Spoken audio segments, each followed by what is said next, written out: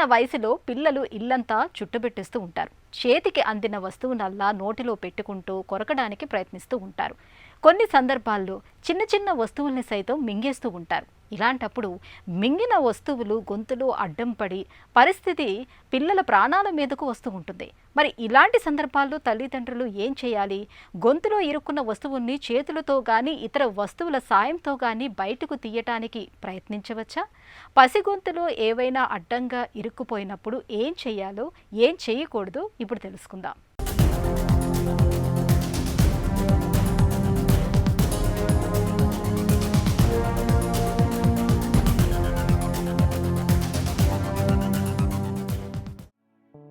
ఎదిగే వయసులోని పిల్లలు ఎక్కడా ఓ చోట కుదురుగా ఉండరు. ఇల్లంతా కలిగి తిరిగేస్తూ చేతికందిన వస్తువుల్ని పీకి పడేస్తుంటారు. కొన్నిసార్లు నోట్లో పెట్టుకుని రుచి చూడడానికి ప్రయత్నిస్తుంటారు. ఇలాంటప్పుడు నాణేలు, బోల్టుల వంటివి గొంతుకు అడ్డం పడి ఇరుక్కుపోతుంటాయి. ఆహారం తింటున్నప్పుడు కూడా కొన్నిసార్లు బఠానీలు, పల్లి గింజలు, క్యారెట్ ముక్కలాంటివి పసిగొంతులో అడ్డంగా ఇరుక్కుపోతుంటాయి. బలంగా దగ్గు, గాలి వచ్చినా ఆ ఘన పదార్థాలు గట్టిగా ఉండడంతో బయటకు నెట్టలేకపోతాయి. ఇలాంటప్పుడు పొరపోయిందనో ఎవరో తలుచుకుంటున్నారనో తలపై తడుతుంటారు. నిజానికి అలా తట్టడం ఏమంత మంచిది కాదు. ఎందుకంటే గొంతులో ఇరుక్కున్న వస్తువులు వాయునాళంలోకి జారిపోయే ప్రమాదం ఉంటుందని చెబుతారు నిపుణులు. ఫారిన్ బాడీ ఆస్పిరేషన్ అంటే ఏంటంటే 6 నెలల పిల్లల దగ్గర నుంచి 15 సంవత్సరాల పిల్లల వరకు కూడా జరగవచ్చు. సో మనకి 2 నాళాలు ఉంటాయి లోపల. ఒకటి శ్వాసకోశ నాళం, 2 అన్నం తినే నాళం. సో 2 పైపులు ఏంటంటే మనకి పొట్టలోకి వెళ్ళిపోతే ఫైన్, అది మనకి కింద పేగుల్లోకి వెళ్ళిపోతుంది. ఒక్కొక్కసారి మోషన్లో బయటకు వస్తుంది, ఒక్కొక్కసారి లేని పక్షంలో మనకి వేరే ట్రీట్మెంట్ ఉంటుంది. బట్ స్పెసిఫిక్గా మనకి అన్ననాళంలో కాకుండా శ్వాసకోశ నాళంలో వెళ్తే దాన్ని ఫారిన్ బాడీ ఆస్పిరేషన్ అంటాము. సో అదేమవుతుందంటే ఇప్పుడు లోపలికి వెళ్ళినప్పుడు అది శ్వాసకోశ పైపులో ఇరుక్కుపోవటం, ఊపిరాడక పిల్లలు కష్టపడటం, ఒక్కసారి చిన్న చిన్న ఏదన్నా శ్వాసకోశ నాళాన్ని దాటేసి లోపల బ్రాంకియల్స్లో ఇరుక్కుపోయినా కూడా దాన్ని ఫారిన్ బాడీ ఆస్పిరేషన్ అని అంటారు. సో పిల్లలు ఏంటంటే మామూలుగా 6 నెలల తర్వాత నుంచి ఏదైతే మనం కాంప్లిమెంటరీ ఫీడ్ స్టార్ట్ చేస్తామో ఒక్కొక్కసారి పొరపాటున ఫీడ్ అంటే మనం ఇప్పుడు చాలామంది ఏం చేస్తారంటే ఈ ఫ్రూట్స్ సరిగ్గా మెత్తగా పెట్టి మిక్సీలో వేసకుండా కొంతమంది ఆ పొరపాటున చిన్న ఫ్రూట్ ఇది కూడా మనకి అదిగా అనిపించవచ్చు, కానీ పిల్లలు అది పొరపాటున వెళ్ళి అదేమవుతుందంటే కొంతమందికి శ్వాసకోశ నాళాన్ని ఫస్ట్ లారింగ్స్ అంటాము. లారింగ్స్ తర్వాత ఇది ట్రెకియా ఉంటుంది. ఈ ట్రెకియా దాటి కిందకి వెళ్ళాక ఊపిరితిత్తులు ఇట్లా 2గా డివైడ్ అవుతాయి. కుడివైపు ఊపిరితిత్తి, ఎడమవైపు ఊపిరితిత్తి, లోపలికి వెళ్ళి బ్రాంక్యూల్స్ అంటాం వాటిని. సో ఒకసారి అదేంటి అది లోపలికి వెళ్ళిపోయి అది అలా ఉండిపోతుంది. మనకి కామన్గా food particles are very common అండి. ఈ పీనట్స్ ఉంటాయి కదా, పీనట్స్ లేదా ఈ గింజలు, లేదా ఒక్కొక్కసారి కొంతమంది పెద్ద పిల్లల్లో పొరపాటున ఈ చిన్న చిన్నవి ఏమన్నా గేమింగ్ దాంట్లో చిన్న చిన్న బాల్స్ లాంటివి ఉంటాయి, అవి పొరపాటున మింగేస్తూ ఉంటారు. మనం కొంచెం జాగ్రత్తగా చూసుకుంటూ ఉండాలి. పసిగొంతులో ఏదైనా అడ్డం పడటం, వస్తువులు ఇరుక్కుపోవడం అనేది నిజానికి అత్యవసర పరిస్థితి. ఏదైనా వస్తువు మింగిన చిన్నారి బాగా గట్టిగా దగ్గుతున్నా, గట్టిగా ఏడుస్తున్నా, మాట్లాడగలుగుతున్నా వారికి అడ్డం చెప్పకూడదు. గట్టిగా దగ్గడం వల్లనే మింగిన వస్తువులు బయటకు వచ్చే అవకాశం ఉంటుంది. పిల్లలు చాలా బలహీనంగా దగ్గుతున్నా, ఊపిరి తీస్తున్నప్పుడు సన్నటి శబ్దం వస్తున్నా, ఏడుపు గాని, మాట గాని, గొంతులోంచి వచ్చే శబ్దం గాని చాలా బలహీనంగా ఉన్నా వారు మింగిన వస్తువు గొంతులో బలంగా ఇరుక్కుపోయిందని తెలుసుకోవాలి. ఇలాంటప్పుడు ప్రథమ చికిత్సగా చిన్నారి వెనక వైపున నిల్చుని మన 2 చేతులను పిల్లల పొట్ట చుట్టూ బిగించి అకస్మాత్తుగా పట్టు బిగిస్తున్నట్టుగా టక్కున కదిలించాలి. ఇలా చేయటం వల్ల గొంతులో ఇరుక్కున్నవి బయటకు వచ్చే అవకాశం ఉంటుంది.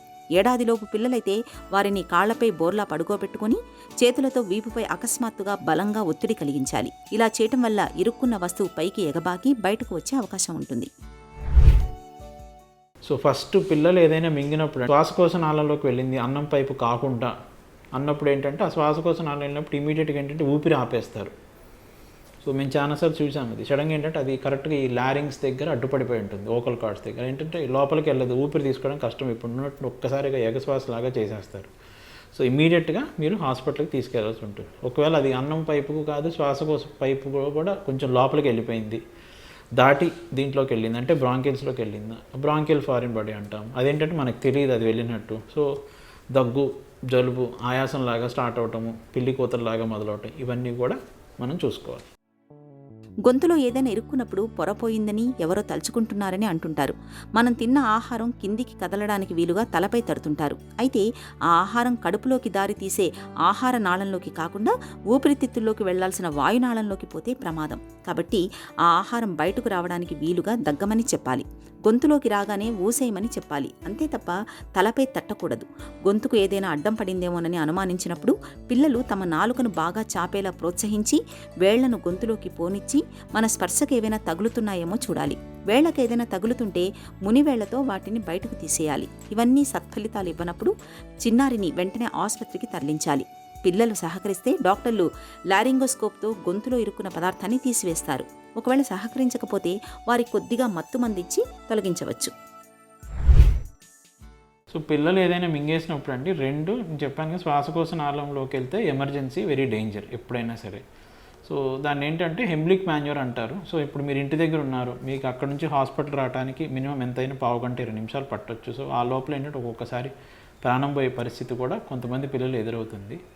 సో హెమ్లిక్ మాన్యూర్ అంటే ఏంటంటే, ఇప్పుడు ఈ చెయ్యి ఉంది కదండి, ఈ వేలు బొటన్ వేలు అంటారు కదా, ఈ బొటన్ వేలుని మనం పిల్లల నాభికి కొంచెం పైన, అంటే ఇక్కడ పిల్లవాడిని ఇలా వంచేసేసి ఇలా పట్టుకొని ఒకళ్ళు ఇలా పెట్టి వెనక్కి వీపు మీద 5 సార్లు బలంగా తట్టాలి. దీంతో ఇలా అనాలి వెనక్కి. సో అది వీడియోలో మీకు కనిపిస్తుంది. మీరు హెమ్లిక్ మాన్యూర్ అని కొట్టినా కూడా మీరు గూగుల్లో చూడొచ్చు. HEMLICH హెమ్లిక్ మాన్యూర్ అంటారు. ఇట్లా పెట్టి ఇలా అన్నప్పుడు ఏంటంటే ఒక్కసారిగా మనకు ఆ ఉదుపుకి వెనక నుంచి తట్టినప్పుడు ఏంటంటే ఒక్కొక్కసారి ఫారిన్ బాడీ రావచ్చు. బట్ ఇది హాస్పిటల్కి వెళ్ళే లోపల మీరు ట్రై చేయొచ్చు. లేదు మాకు ఒక్కొక్కసారి పసిపిల్లవాడు భయంగా ఉంది, ఇమీడియట్గా తీసుకెళ్ళాం. దాంట్లో మళ్ళీ 2 అండి. అది ఒకటి శ్వాసకోశనాలు, 2 అన్నం తినే పైపు. సో అన్నం తినే పైపులో ఏంటంటే దాంట్లోకి వెళ్తే మనకు వాంతుల రూపంలో బయటపడుతుంది, మనకు తెలుస్తుంది. లేదు శ్వాసకోశ నాళంలోకి వెళ్ళింది అన్నం పైపు కాకుండా అన్నప్పుడు ఏంటంటే ఆ శ్వాసకోశ నాళం వెళ్ళినప్పుడు ఇమీడియట్గా ఏంటంటే ఊపిరి ఆపేస్తారు. సో మేము చాలాసార్లు చూసాము. అది సడన్గా ఏంటంటే అది కరెక్ట్గా ఈ లారింగ్స్ దగ్గర అడ్డుపడిపోయి ఉంటుంది, ఓకల్ కార్డ్స్ దగ్గర. ఏంటంటే లోపలికి వెళ్ళదు, ఊపిరి తీసుకోవడం కష్టం. ఇప్పుడు ఉన్నట్టు ఒక్కసారిగా ఎగశ్వాసలాగా చేసేస్తారు. సో ఇమీడియట్గా మీరు హాస్పిటల్కి తీసుకెళ్లాల్సి ఉంటుంది. ఒకవేళ అది అన్నం పైపుకు కాదు, శ్వాసకోశ పైపు కూడా కొంచెం లోపలికి వెళ్ళిపోయింది, దాటి దీంట్లోకి వెళ్ళింది అంటే బ్రాంకిల్స్లోకి వెళ్ళింది, బ్రాంకియల్ ఫారిన్ బాడీ అంటాం. అదేంటంటే మనకు తెలియదు అది వెళ్ళినట్టు. సో దగ్గు, జలుబు, ఆయాసంలాగా స్టార్ట్ అవటము, పిల్లి కూతల్లాగా మొదలవటం, ఇవన్నీ కూడా మనం చూసుకోవాలి. ఎదిగే వయసులోని పిల్లలు ఇల్లంతా కలిగి తిరుగుతుంటారు కాబట్టి వారిపై ఎప్పుడూ ఒక కన్నేసి ఉంచాలి. గొంతులో ఇరుక్కోవడానికి అవకాశం ఉన్న వస్తువుల్ని వారి చేతులకు అందకుండా చూడాలి. చిన్నపిల్లల చేతికి ఏవైనా బొమ్మలు ఇచ్చినప్పుడు వాటిని పిల్లలు విరగ్గొట్టడం చాలా సాధారణం. ఒకవేళ అలా జరిగినా వాటి విడిభాగాలు నోట్లోకి ప్రవేశించేంత చిన్నవిగా ఉండని బొమ్మల్నే ఇవ్వాలి. ఇక చిన్న చిన్న పూసల్లాంటి విడిభాగాలతో ఉండే బొమ్మలను పిల్లలకు ఇవ్వకూడదు. అలాంటి వాటితో పిల్లలు ఆడుతున్నప్పుడు పెద్దలు తప్పకుండా పక్కనే ఉండాలి. 4 ఏళ్లలోపు పిల్లలకు పెద్ద పెద్ద క్యారెట్ ముక్కలు, పెద్దగా ఉండే నట్స్, బాగా గట్టిగా ఉండే చాక్లెట్లు, పెద్ద గింజలుండే పండ్లను పెట్టకూడదు. ఒకవేళ తినిపిస్తే వాటిని చాలా చిన్న చిన్న ముక్కలుగా కట్ చేశాక మాత్రమే ఇవ్వాలి, లేదా క్యారెట్ వంటి వాటిని తురిమి ఇవ్వాలి. చిన్నారులు తమ మెడలోని చైన్లను నోట్లో పెట్టుకునే ప్రమాదం ఉన్నందున బాగా సన్నటి చైన్లను, నెక్లెస్లను పిల్లల మెడలో వేయకూడదు.